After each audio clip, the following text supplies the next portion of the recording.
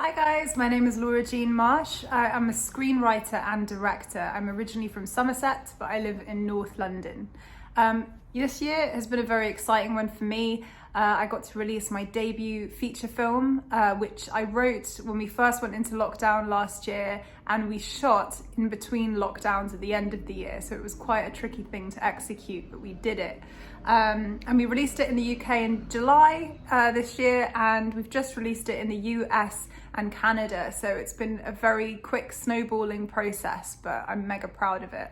My creative vision behind the film is to execute a period of time which was very much close to my heart, which is the indie scene in the noughties in London in particular, but I think we really did that. It's following two best friends on their way to a funeral, and one of the lead characters is getting flashbacks from the night before, and we don't know what happened, and we're piecing it together as we go.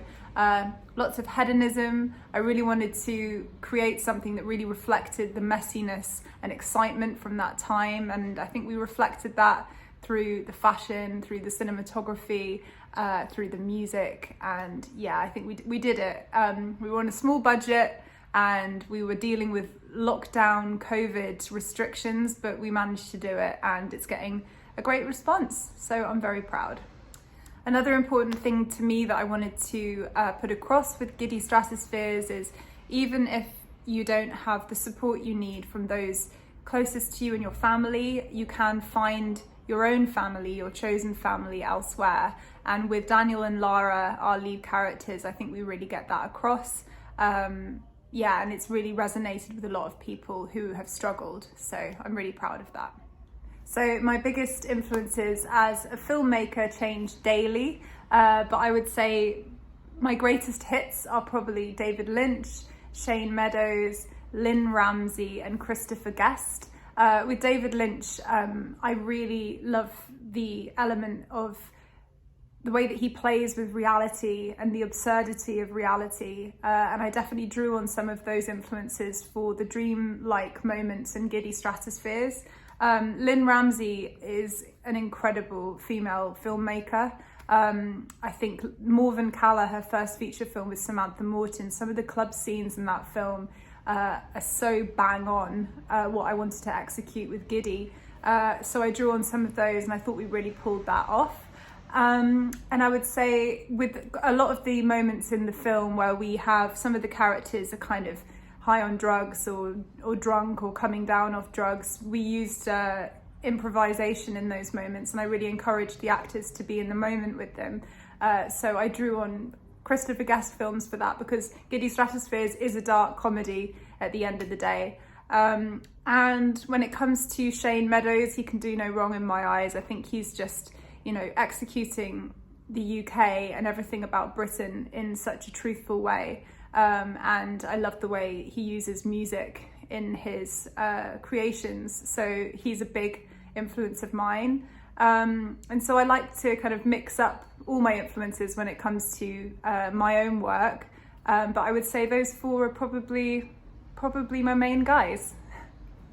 What was it like to work with Jamal Franklin? I don't know where to start, to be honest with you. I could talk about him forever. When me and my producer, Bethany Slater, who also plays Bella in the film, when we were auditioning actors to play Daniel, Jamal, we just knew from the word go that he was the right guy. He did the most incredible, he created this amazing audition tape where he was in a nightclub, and we asked him to improvise the scene slightly so that he's defending Lara, his best friend, in a fight, and there's this sort of like altercation with the DJ, and he just was so funny and so brilliant. And he's just got the most incredible screen presence. He lights up a screen. And I obviously didn't know him when I first met him, obviously, because you never know anyone when you first meet them. But, obviously the relationship between him and I was so important that we pulled it off. And it felt real because, we're best friends, and anybody that sees the film will see what I mean. The whole film hinges on the relationship of Lara and Daniel feeling like a real best friend sort of unit.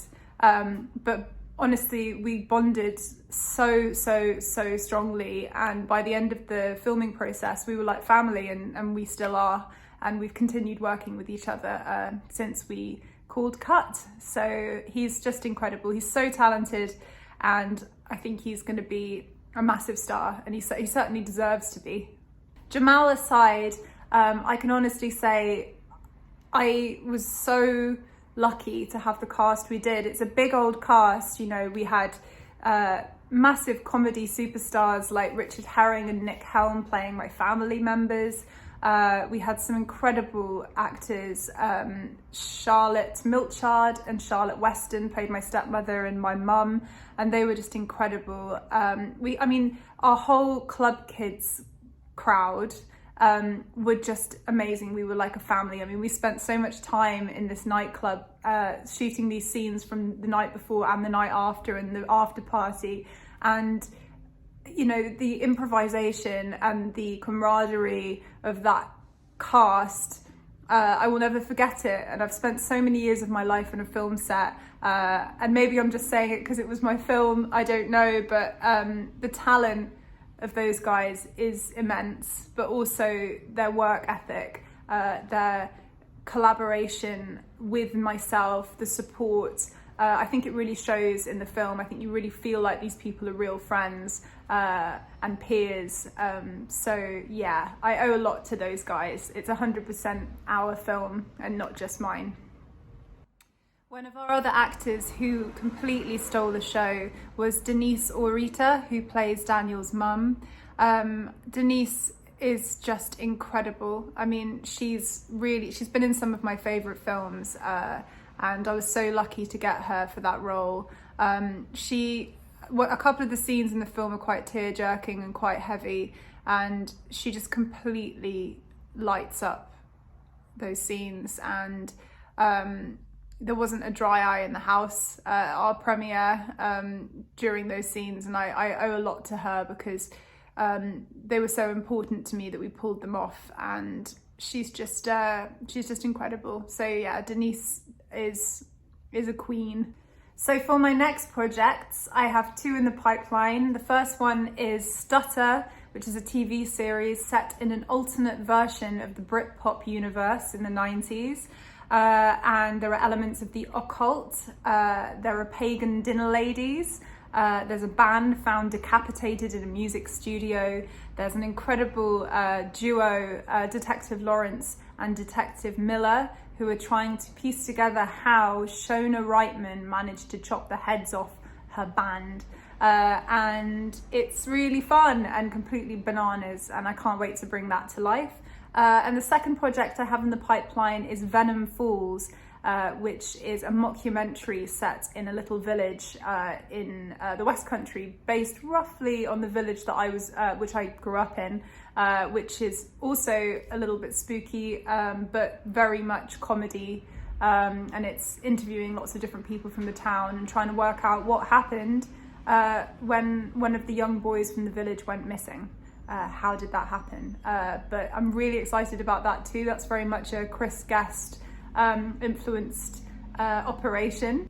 So if you want to keep up to date with me and my projects and what's in the pipeline, you can head over to my website, which is www.laurajeanmarsh.com, or you can go to giddystratospheresfilm.com, and we're also on social media at Laura Jean Marsh or at giddystratospheresfilm.com on Instagram and Twitter. So I'll see you there, and I'll see you soon.